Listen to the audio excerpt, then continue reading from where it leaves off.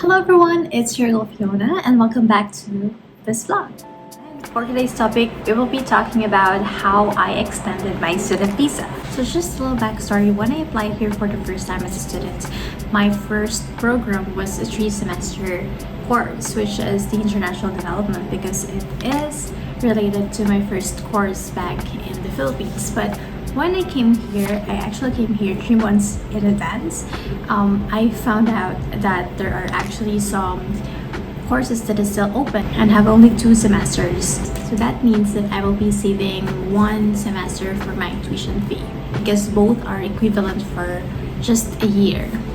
So usually the student permit is the length of your study plus 90 days extra so that it will give you time to prepare to leave Canada or to extend your stay here. With that being said, please take note that you should apply to extend your visa 30 days before it expires. So just also please take note of the rules of how a student permit expires is first, it can be on the day that your actual student permit expires, or if you finish your studies earlier than expected, the 90 days leeway for you to extend your visa starts once you get your letter of graduation. So in my case, I finished my studies earlier than expected around April 2020, and I extended my student visa around June, July. So that's still in the bracket of 90 days.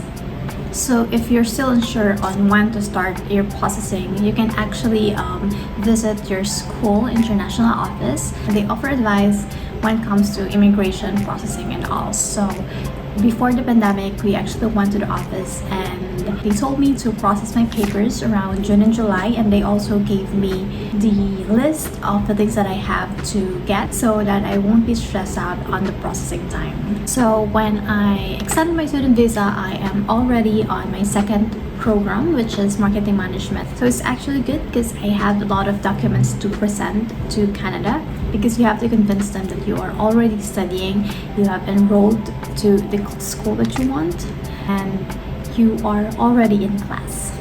So now let's discuss numbers and details. So first question is, how much is the processing? For me, I paid $150.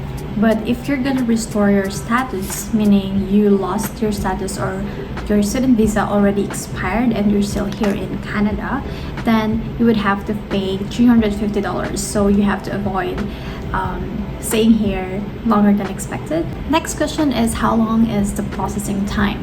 Actually, on the website, it says that it's 47 days, but for me, I got my letter from IRCC around 12 days. So it's pretty easy because I applied online.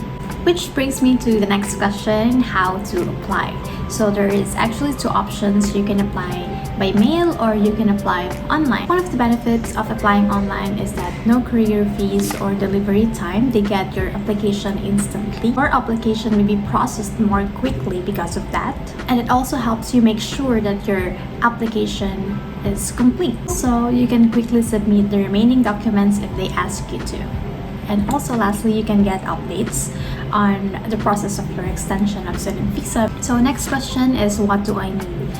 First, you will need a scanner because you will have to scan all the documents in one file depending on the sections. Next is, you will need a debit or credit because that is how you will pay the $150 for the processing. So next question is, what are the documents that you need? So please take note that you have to compile all these documents into one PDF per section. So the first one is passports, your front, back, and all the stamps. Next one is your letter of enrollment PDF. So this will include your offer letter for both programs. So the first one and the one that you are taking at the moment. Letter of enrollment or acceptance letter, that's the time where you paid for your tuition fees. So that's when you will get your letter of enrollment. Graduation confirmation of your first program and transcript of records if you have. So the next one is your digital photo. It should be 35 by 45 mm. So you can just go to any photography studios and just ask them that you will need it for a Canadian visa and they will know what to do. So next one is your financial support section. This will include bank statements and your receipts of your tuition fees.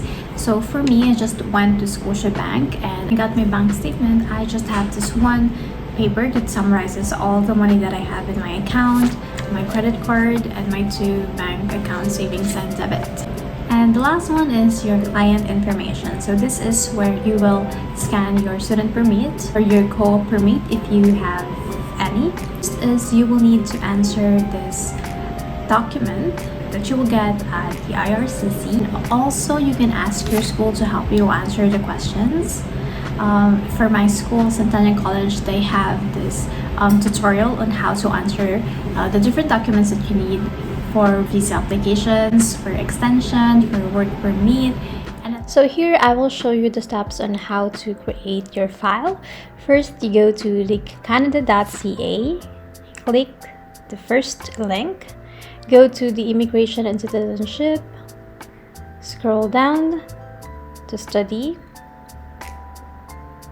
scroll down to Extend Visa, How to Apply, and find the Create an Account or Sign In.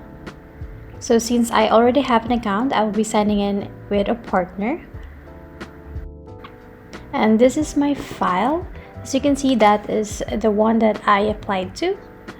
Online application, last July 10, 2020. And checking in, this is the status of my application. And this is the detailed status of my application. And it was approved on July 22, 2020. So it will also tell there if they need an interview or any other information from you. And as I said earlier, these are the documents that you will have to upload to. And this is the file that you will need to answer. And that is the passport, letter of acceptance, proof of means of financial support, digital photo, and client information, and your 150 CAD fee. This is the form that I am talking about. So as I click the validate form, there's red marks, which means that you have to answer those sections. So you will not miss anything on this one.